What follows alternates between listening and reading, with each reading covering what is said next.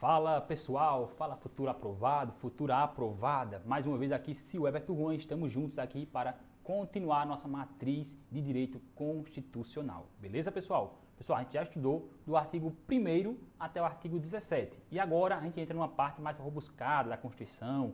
Não é um assunto tão atrativo para muitas pessoas, mas que é de suma importância para a sua prova.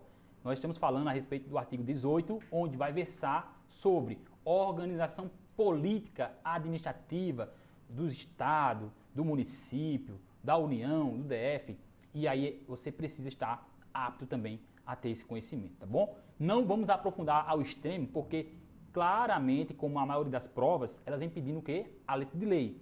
E nós vamos passar aqui em especial, pessoal, por uma parte bem interessante que falamos a respeito disso no primeiro artigo da nossa Constituição, na nossa primeira aula. Se você não assistiu a primeira aula, volta lá aí no seu curso e coloca lá na primeira aula introdutória, quando nós falamos a respeito de forma de governo, forma de Estado, regime, qual é o que nós adotamos, beleza? E falamos a respeito de todos os princípios federativos. E aqui, nessa parte do artigo 18, nós não podemos começar ela sem antes darmos uma pincelada introdutória a respeito também dos princípios federativos. Beleza, pessoal? Então, vamos lá, vamos começar a nossa saga. Aqui no CEPEM, você sabe, o seu sonho é o nosso objetivo e este que vos fala quer te ajudar a você tomar posse no seu cargo de policial. Beleza? Vamos lá, vamos dar seguimento aí no nosso slide. Professor Sil Everton Juan na área Direito Constitucional. Vamos começar, tá bom? Só um minuto. Bom, agora sim.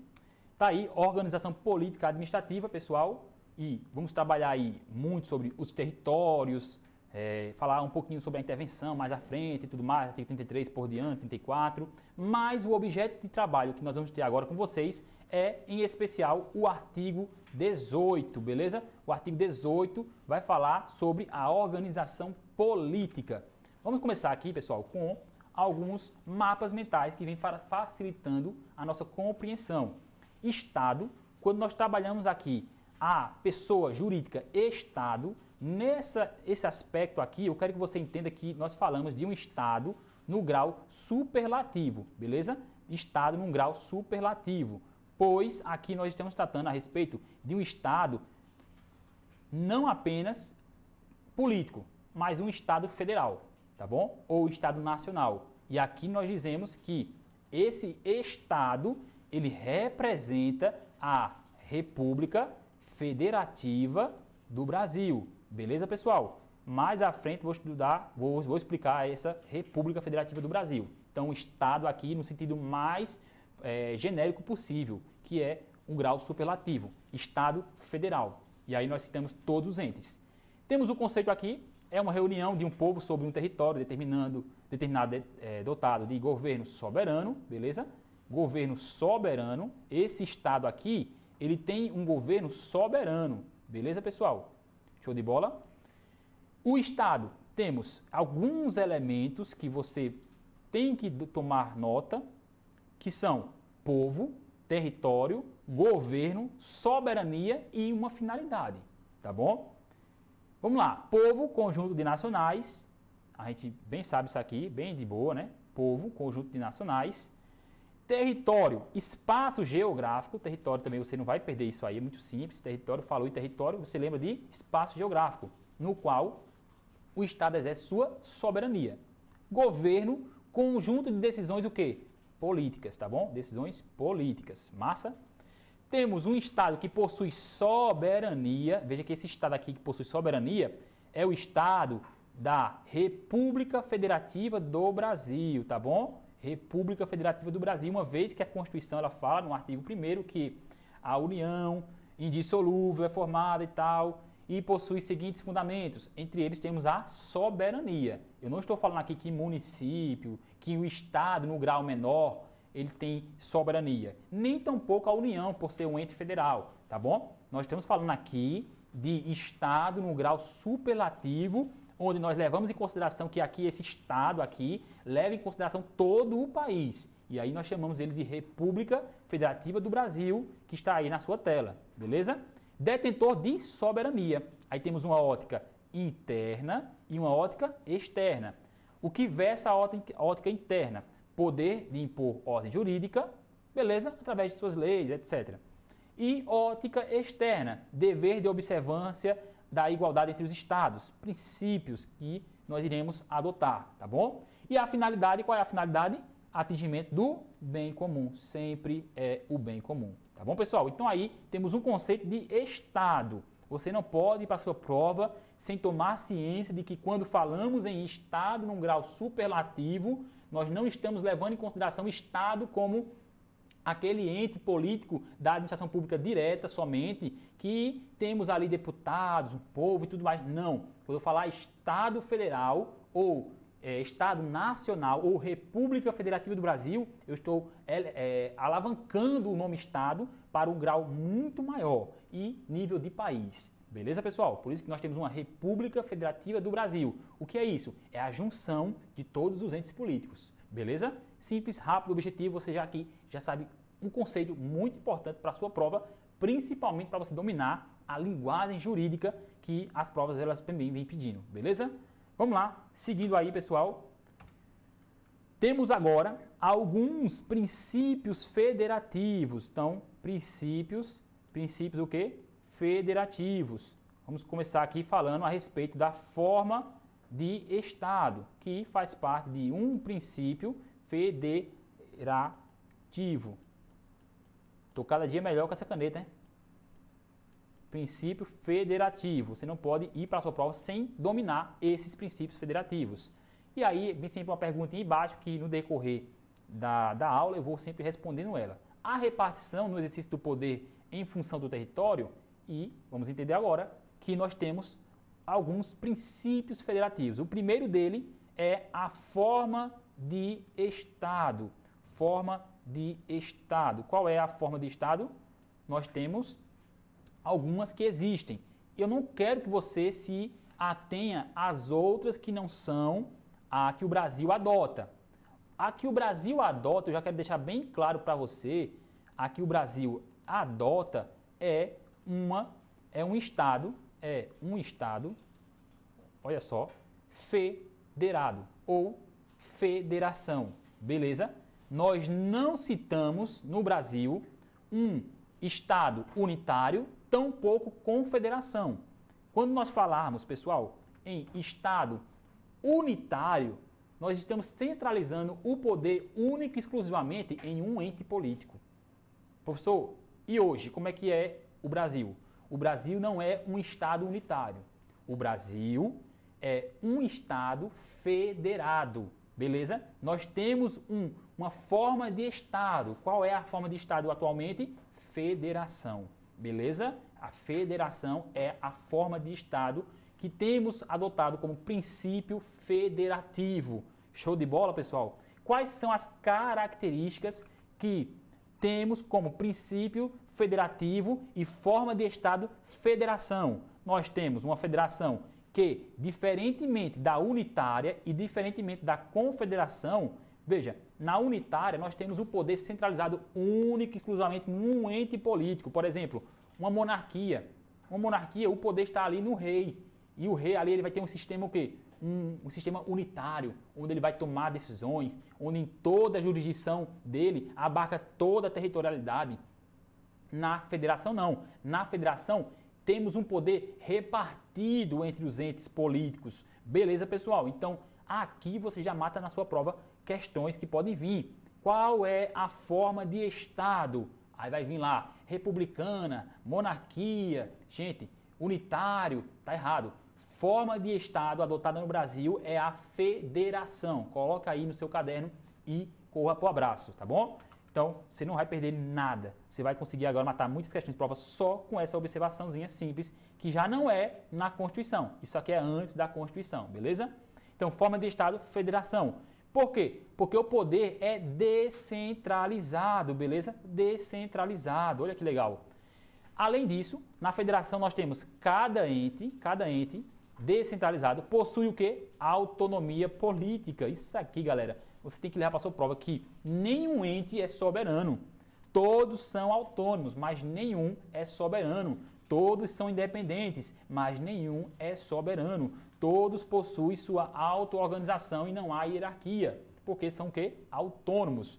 Temos um pacto indissolúvel, como nós falamos, o artigo 1º da Constituição fala que a união indissolúvel com os estados, DF e municípios, ou seja, não tem como se separar. Aqui nós respeitamos um princípio, pessoal, e eu quero grifar e citá-lo para que você não seja pego de surpresa na sua prova.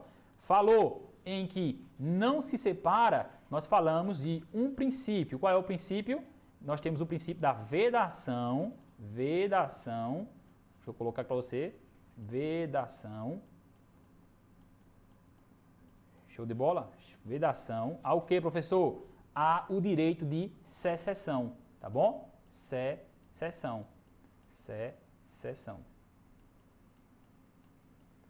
Então, o Brasil não pode permitir que os seus entes políticos eles venham se separar, porque nós temos um pacto na federação que é indissolúvel, beleza? Então, não se pode separar, tipo, por exemplo, eu quero sair daqui de Pernambuco, do estado de Pernambuco, Pernambuco agora não quer mais sair de Pernambuco, Pernambuco agora quer ser Estados Unidos. Pode? Não pode, porque o princípio da vedação à secessão, ela versa sobre a questão do pacto indissolúvel. Beleza, pessoal? Olha quantas questões o examinador da prova ele pode querer fazer no dia da tua prova, tá bom? Claro que aí eu vou citar para vocês isso aqui, que é uma verdade. São concursos que vão aprofundar mais, tipo uma rodoviária federal, um concurso de polícia federal, um concurso de policial para nível superior, tá bom? São questões que o examinador ele pode aprofundar e por isso que nós passamos rapidamente por eles, sem aprofundar tanto, mas sem deixar você perdido nesse assunto, tá bom? Então, princípio da vedação à secessão, temos também criado pela Constituição. Isso aqui é o contrato, tá bom? Criado pela Constituição aqui, isso é o contrato. Beleza, pessoal? Tudo o que falamos a respeito de forma de Estado está aí para a sua prova, para o examinador que quiser usar de objeto, tá aí, não tem para onde fugir. Beleza? Professor, Estado unitário e Estado de confederação. O Brasil não adota, tá bom? O Brasil não adota, por isso eu digo a vocês, está aí na tela, mas não se atenham tanto a isso. Foquem no forma de Estado, federação. Show de bola? Outro princípio federativo nós temos é a forma de governo. Forma de governo, galera, você também deve adotar a que nós vamos trabalhar aqui. Você não pode ir para a prova sem dominar principalmente essa, que é a que vem pedindo em prova. Qual é a forma de governo no Brasil? Forma de governo é a república. Forma de governo republicana. Beleza, pessoal? Olha só. Por que republicana? Porque ela possui algumas características, entre eles, eletividade, o povo que elege as pessoas no poder, beleza? O Estado, ele é representado por quem? Os estados são representados por pessoas que são eleitas. Eleitas a o quê? A senadores. Senadores, senadoras, nível federal, estão ali no Congresso Nacional, representando ali os estados. E os deputados? Os deputados são eleitos ali para representar a força do povo, para representar o desejo do povo, o querer do povo, beleza? Então, Câmara do Congresso, Câmara dos Deputados representa o quê? O povo. O Senado Federal representa os estados. E juntando as duas, nós dizemos que temos sistemas ali, um sistema bicameral, onde ali nós temos juntos o Congresso Nacional. Tá bom, pessoal? Então, qual é a forma de governo? Qual que é a forma de governo atual no nosso Brasil? A forma de governo é a república, tá bom? Muitos usam até o bizu, fogo na república. Olha aí, fogo na república. O bizu é fogo na república, então F-O, fo, aí forma, o go, fogo, o go, G-O, forma de governo. Olha aí, governo. Fogo aonde? Na república. Aí o R é de quê? De república. Então, qual é a forma de governo? República, tá bom? Então, bizu aí, que eu não sou muito adepto, mas está aí para te ajudar. Temos também o mandato, né? O mandato porque é algo temporário. Nós falamos agora há pouco, né? Estado federado, o poder não é unitário, o poder ali, ele é descentralizado e o mandato, ele é temporário.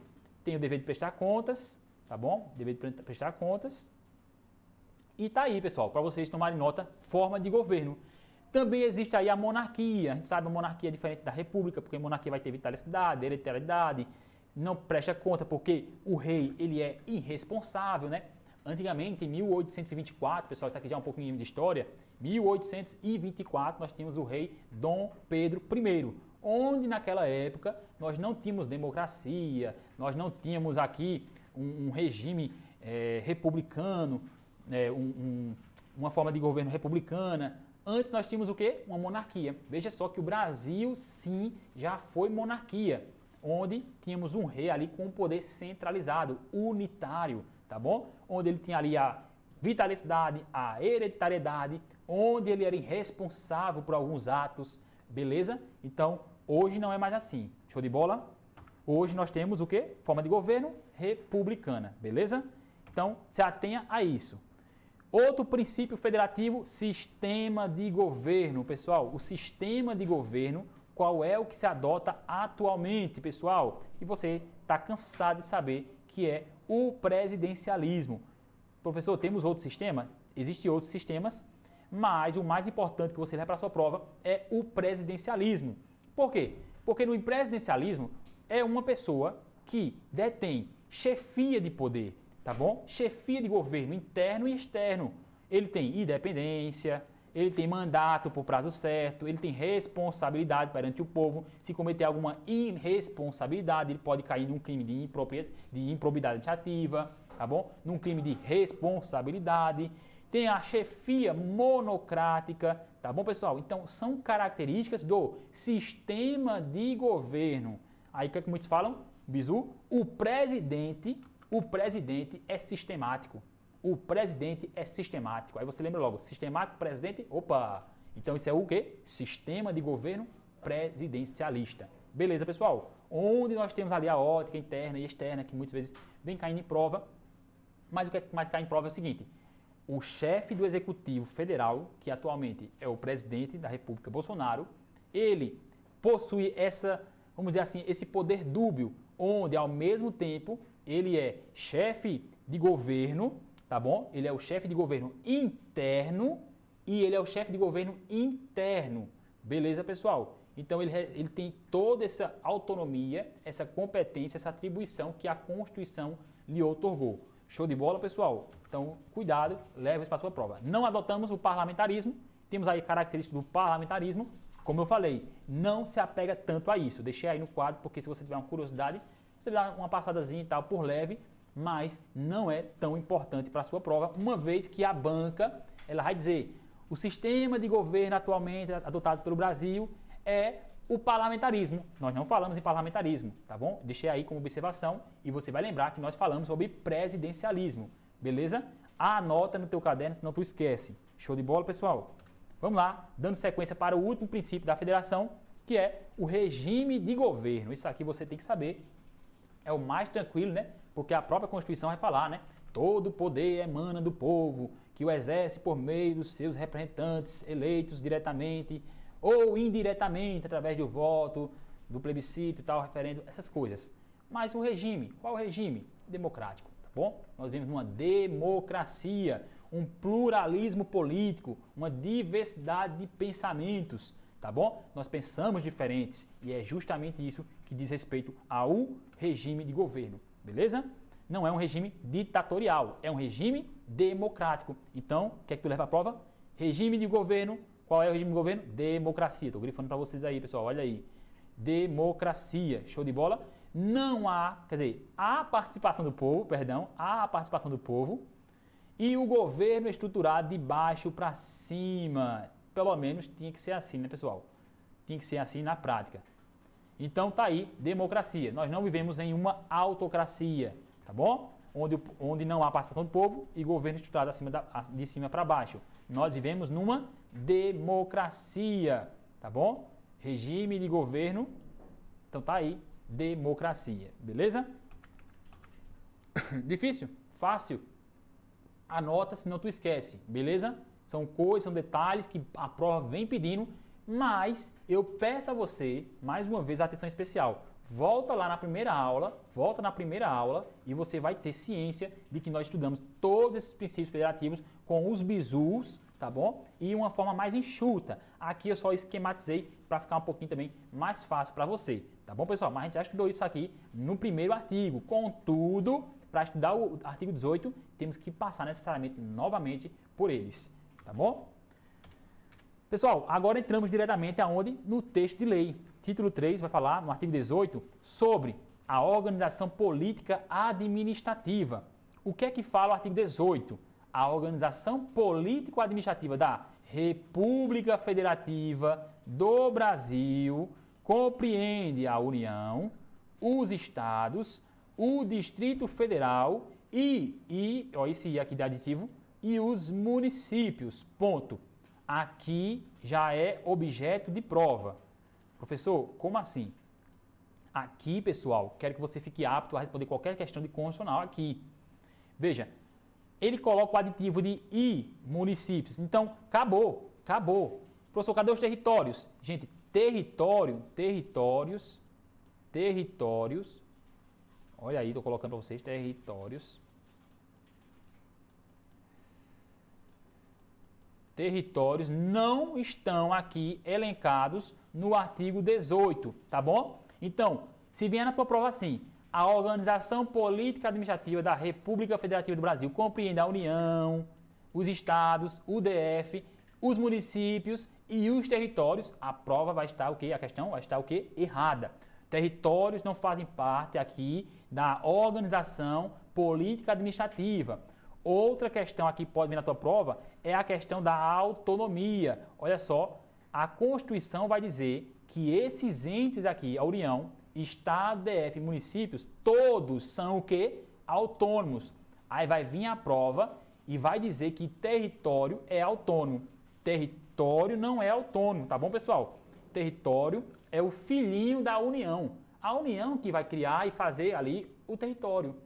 E o território, ele vai ver se ele progride. Se ele não progredir, ele vai ser retirado, tá bom? Vai ser vai ser extinguido, beleza?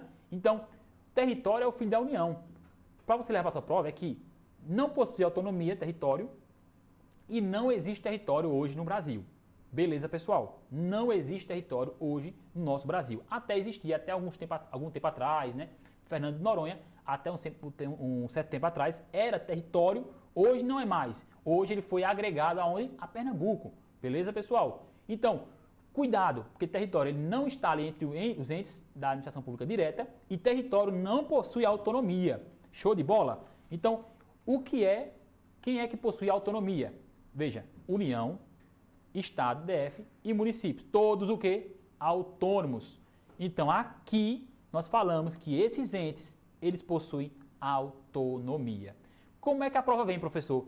A prova vai dizer assim, a organização política administrativa da República Federativa do Brasil compreende a União, Estado, DF, municípios, todos soberanos. Soberanos.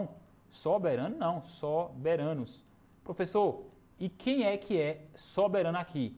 Será que o Estado é soberano? Não. O senhor falou que o Estado é soberano. No Estado, grau superlativo. Será que o Distrito Federal é soberano? Também não. Município? Não. E a União? A União é soberana? Gente, nem mesmo a União é soberana. Quem é que é soberano? Só tem um que é soberano, que é a República Federativa do Brasil. Então, esse aqui é o único que possui a prerrogativa, o fundamento de soberania. Tá bom, pessoal? Então não esquece de levar isso para a tua prova. Isso é muito, mas muito importante. Muito importante mesmo. A União não tem soberania. Nenhum outro ente político possui soberania. A única pessoa jurídica que possui soberania é o Estado Nacional. A República Federativa do Brasil.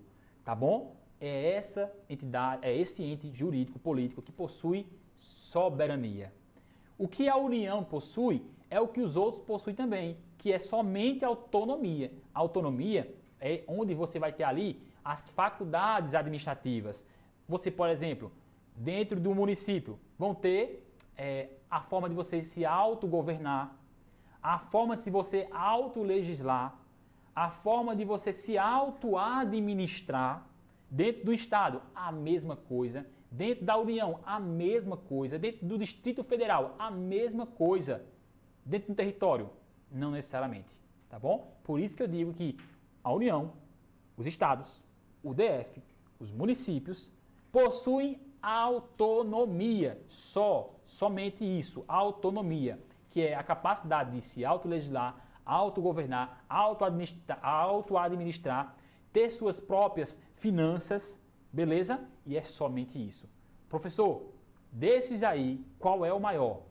Outra coisa, não existe hierarquia entre eles. Então a União, ela tem uma competência legislativa em todo o âmbito nacional. Ela é a maior. Não existe hierarquia entre eles. Então, o município, ele também é autônomo. E o município não é inferior à União. O Estado não é inferior à União. O Estado não é maior que o município. Porque não existe hierarquia entre eles. É isso que você tem que se ater e aprender neste momento. Tá bom, pessoal? Show de bola? Então, seguindo, pessoal, olha só também que bacana é o parágrafo 1º da nossa Constituição. Deixa eu apagar aqui para vocês. O parágrafo 1º vai falar o quê? Brasília é a capital federal. Brasília é a capital federal. E aí, pessoal? Se vier na tua prova isso, você vai colocar o quê? Certo ou errado? Gente, claro que certo, né? Por quê? Porque está na Constituição, parágrafo 1º. Brasília é a capital federal. E o que é que as bancas vêm falando a respeito de Brasília quando vem pedindo esse parágrafo aqui que elas pedem? Elas vão dizer assim, que não é Brasília a capital federal. Elas vão dizer que é o DF. DF é a capital federal. E o DF não é a capital federal. O que é Brasília, professor? Veja, a gente está aqui entrando numa parte mais aprofundada. Brasília, ela é uma região que está presente no Distrito Federal. É uma região meramente política e administrativa. Então, Brasília não é um município. Brasília não é um município. Brasília não tem autonomia política, administrativa, de se legislar, de se autogovernar, autonomia, não. Brasília é uma região administrativa onde somente do DF. Pronto, só é isso. É uma região do DF. Beleza, pessoal? Não é município, até porque o DF ele tem uma proibição na Constituição, artigo 33, que fala que é proibido ter municípios no DF, tá bom? Então o DF ele tem regiões. E essas regiões não são autônomas. Inclusive, a que está inclusa na DF é Brasília. E por isso que nós não podemos dizer que Brasília ela tem autonomia. Porque quem tem autonomia é o ente. Quem é o ente? O DF. Então, o artigo 18 vai dizer que União, Estado, DF, municípios possuem autonomia. Todos nos termos da Constituição. E o parágrafo 1º vai dizer que Brasília é a capital federal. Brasília é a capital federal. Beleza? Cuidado, porque a banca vai dizer que DF, Distrito Federal, é a capital federal. E vai estar errado. Brasília que é a capital federal. Anota isso, não tu esquece. Tá bom?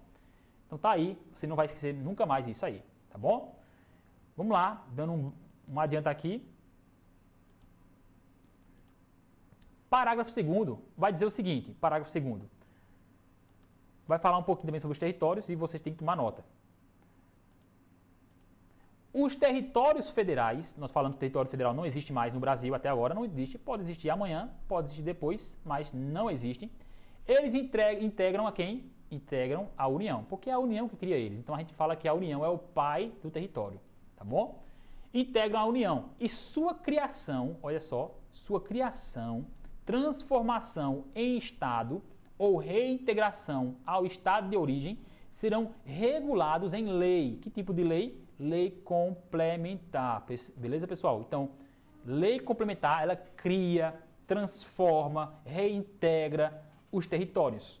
Lei complementar, ela cria, transforma e reintegra os territórios que são federais e são o quê? Criados por quem? Pela União, através de uma lei complementar. Lei complementar cria territórios. Beleza, pessoal? Então, se eles não conseguirem se estruturar, eles vão ter que ser reintegrados a alguém, eles vão ter que ser extintos. Eles vão ter que ser transformados em alguma coisa, tá bom? Se eles não...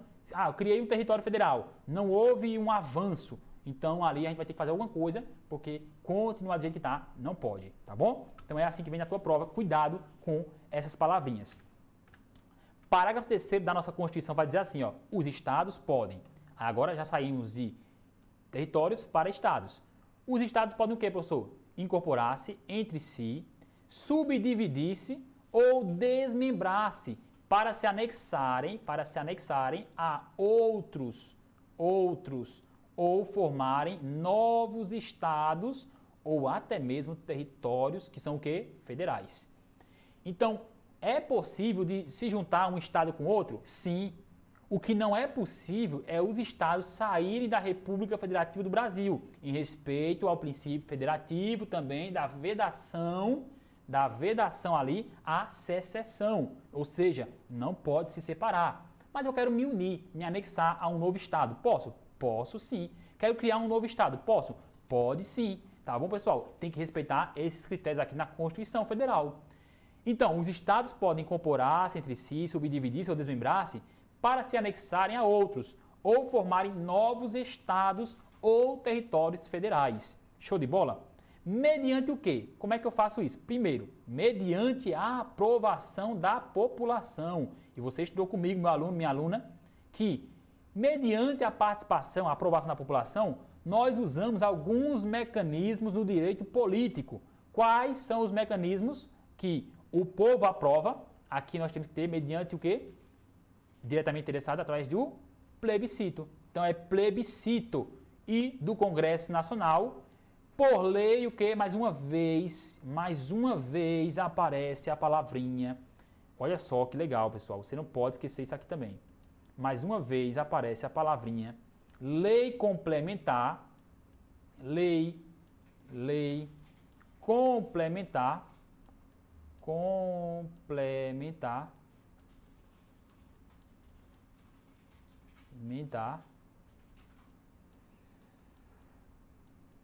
lei complementar, e pela primeira vez aparece essa palavrinha aqui, ó, plebiscito. Professor, e o que é que tem a ver isso? Gente, vocês vão ver que são palavras que vão se repetir, tá bom? Plebiscito. Então, plebiscito e lei complementar vão aparecer constantemente no artigo 18, tá bom? Então, muito cuidado na sua prova, isso aí.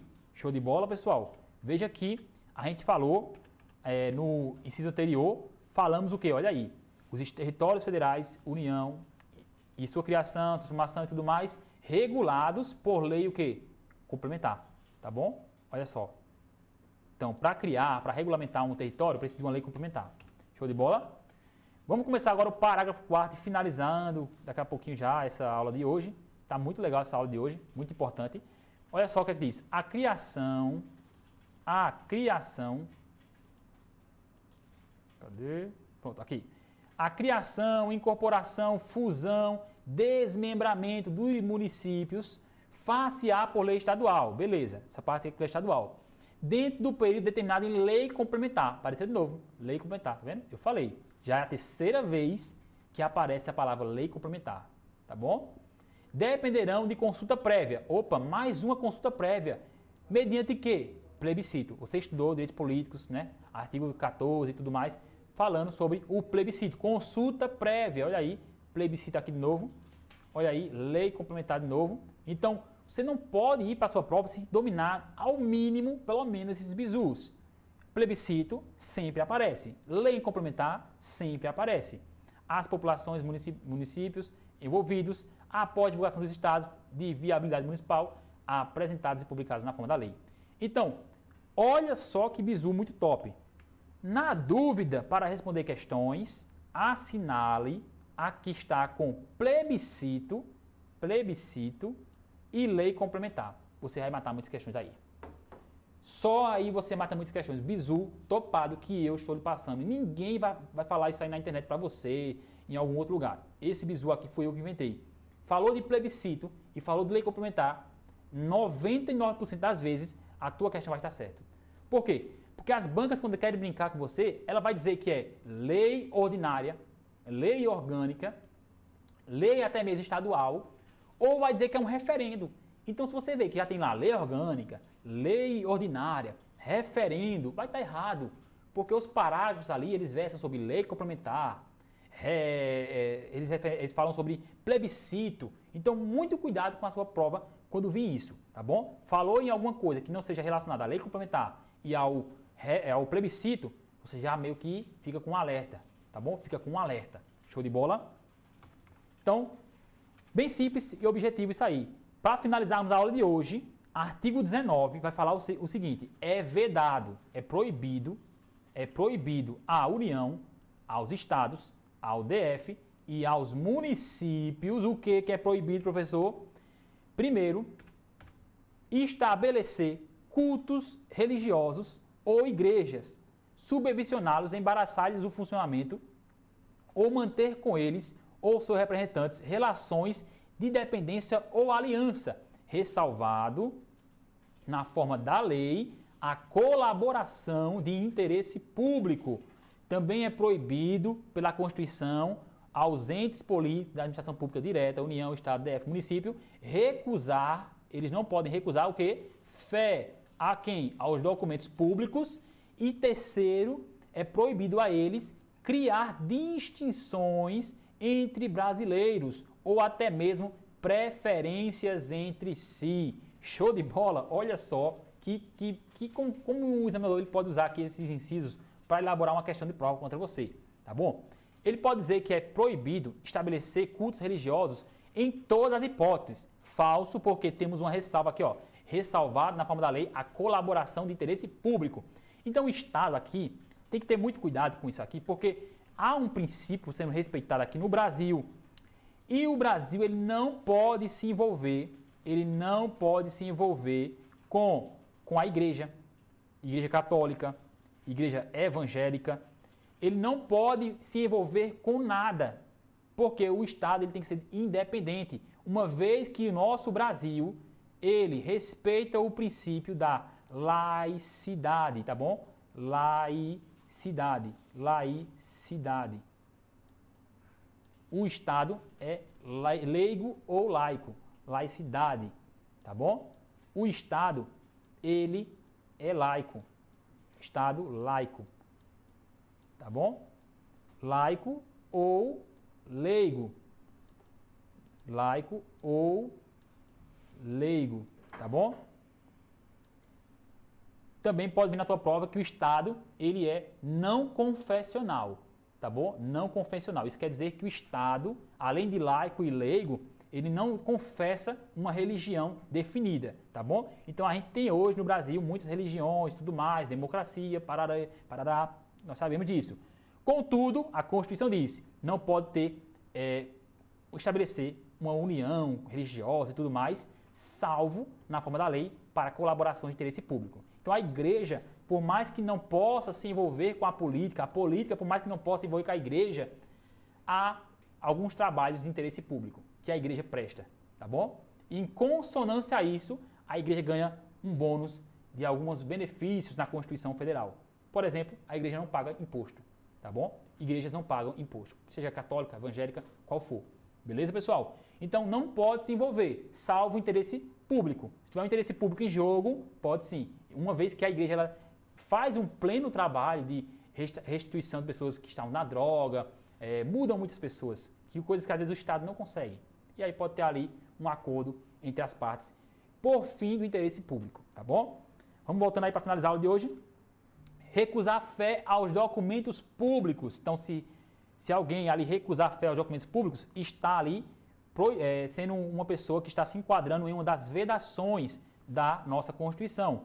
Então, a União não pode recusar fé aos documentos públicos. Por exemplo, você vai num cartório, autêntica alguma coisa ali, reconhece firme e tal, aquele instrumento ali, ele tem valor em todo o território nacional. Alguém não pode olhar aquela procuração, aquele contrato, dizer assim, aqui não vale, porque eu só aceito procurações do meu estado, do meu município, no meu cartório específico. Não pode, tá bom? Você vai lá, tira carteira, olha só, Carteira Nacional de Habilitação. Olha só que bonito, professor Silvestre Juan. Então, você tira a sua Carteira Nacional de Habilitação e você agora vai, sei lá, sai aqui de Pernambuco, vai para São Paulo. Professor, eu posso dirigir um carro em São Paulo? Pode, por quê? Porque a sua habilitação, ela possui fé pública. Ela diz ao Estado de São Paulo que você tem carteira de habilitação e tem um passaporte livre para manobrar qualquer carro, dirigir qualquer carro, dependendo da sua categoria. Aí lá o São Paulo vai dizer assim, olha, você não pode dirigir aqui porque a gente não reconhece o seu documento. A gente não pode permitir que você dirija aqui em São Paulo carros de Pernambuco. E aí vai se enquadrar o quê? Numa das vedações da Constituição do artigo 19, inciso 2, onde diz que é proibido recusar fé aos documentos públicos. Show de bola? E o inciso 3 fala assim, criar distinções entre brasileiros ou preferências entre si. Aqui você pode estar ferindo o que, pessoal? A isonomia, tá bom? Isonomia, que é o princípio da igualdade. Então, não posso, o Estado, o município, a União não podem criar distinções entre brasileiros ou preferências entre si. Imagina só, eu sou aqui de Pernambuco, aí aparece concurso militar da Polícia Militar de Pernambuco, da Polícia Civil de Pernambuco, diz assim, só podem se inscrever no concurso pessoas que são brasileiras e pessoas pernambucanas. Não pode. Professor, tem certeza que isso não pode? Não pode. E se vier o edital falando? Não pode, porque fere a igualdade, fere a isonomia e fere a Constituição no texto constitucional, artigo 19, inciso 3, que diz que é proibido a União, Estado, DF e municípios criarem distinções entre brasileiros ou preferências entre si, tá bom? Então não pode ferir a isonomia. Show de bola, pessoal? Massa. Então é isso. Não tem muito o que trabalhar depois disso aí. No próximo bloco, vou trabalhar com vocês apenas 5 questõezinhas bem rápidas e objetivas. Vamos finalizar por aqui, para esse bloco não ficar tão cansativo, tão longo. A gente continua no próximo bloco. Beleza, pessoal? Tamo junto, forte abraço, fiquem com Deus e contem conosco, tá bom? CEPEM, seu sonho, nosso objetivo. Valeu, galera, tamo junto.